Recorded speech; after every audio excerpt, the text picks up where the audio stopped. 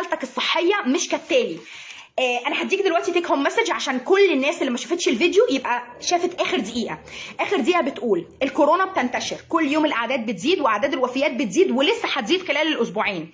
اللي احنا محتاجينه مش محتاجين ان احنا نخاف ولا نقلق، ولا محتاجين ان احنا نصرخ ونصوت، ولا محتاجين ان احنا ناخد روشتات عماله تتبعت هدفها ان شركات ادويه مثلا تبيع منتجات اكتر. ده مش الهدف بتاعها خالص. هدف اللي احنا فيه ده علشان نركز ونعقل ونقرب من ربنا ونعمل الحاجه الصح لينا ولولادنا.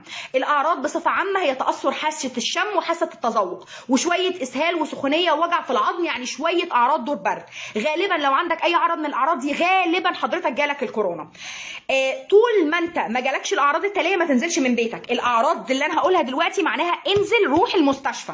اسهال شديد عمل لك جفاف، نهجان، مش عارف تاخد نفسك ولا تكمل كلمتين على بعض، ده معناه انك لازم تنزل تروح المستشفى. درجه حرارتك مرتفعه 39 و40 ومش راضيه تنزل بالخافضات، خافض الحراره ولا بدش الميه اللي انت عمال تاخده. همدان شديد، ترجيع شديد، بقع تحت الجلد، ده معناه ان انت محتاج ان انت تنزل تروح المستشفى. الدكتور هيعمل لك غالبا اكس راي على صدرك، وغالبا هيعمل لك شويه تحاليل، هيديك شويه ادويه، ممكن يوصف لك مضاد حيوي او لا، ممكن يوصف لك ادويه للسيوله او لا حسب حالتك الصحيه. غالبا هيروحك البيت وهيخليك تعمل اللي انا بقوله. عزل منزلي، قاعد في اوضه مفتوح الشبابيك بتاعها، لو في حمام ماستر استخدمه لوحدك، مفيش يبقى هننضف الحمام بعد كل استخدام بميه بكلور.